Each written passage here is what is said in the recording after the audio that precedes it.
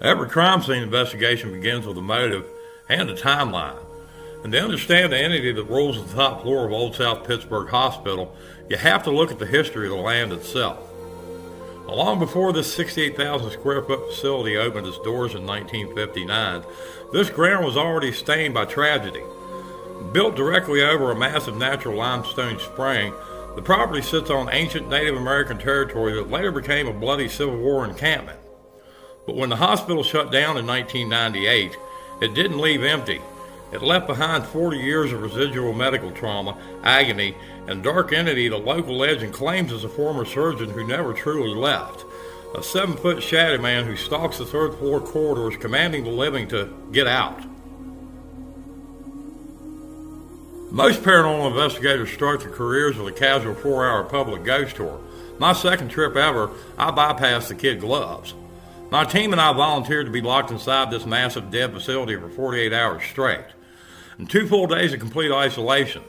And the psychological toll of that environment changes you. You start to realize that you aren't just looking for history, the history's looking for you.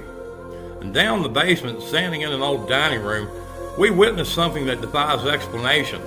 A transparent floating cosmic orb with what looked like a miniature universe swirling inside it. And the second it passed, my camera battery went from full to absolute zero. It was a terrifying milestone, but it proved one thing.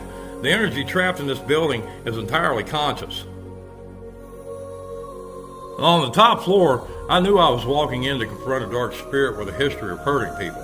He didn't want me there. He wanted me out. But his ego wouldn't let him stay quiet. And when I stepped into his territory and asked point blank, "Are you the Shadow Man?" he took the bait. "What's your name, sir?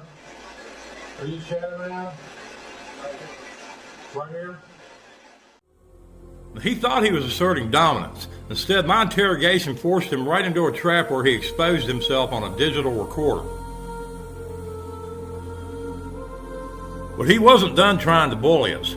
During our spirit box session on the second floor, Marty and I tried to open the floor to a conversation. The box immediately cut through our words with raw, uncut profanity and an aggressive command. We're not trying to be rude.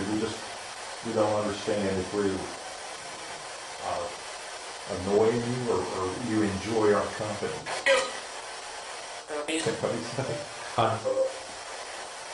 That was one part of the radio, wasn't it? There was something. You want to say that again? We didn't understand you. We're sorry. You said go. Go. You want us to go? We stayed for 10 more minutes, standing our ground and showing him that his scare tactics didn't have any power over us. Once he realized we weren't going to break and run, the entity went completely silent. His violent energy was exhausted. That was the power of the interrogation style. When you refuse to give them the fear they crave, you strip away their power. You rewrite the rules of the room, and you walk away with undeniable proof of the afterlife.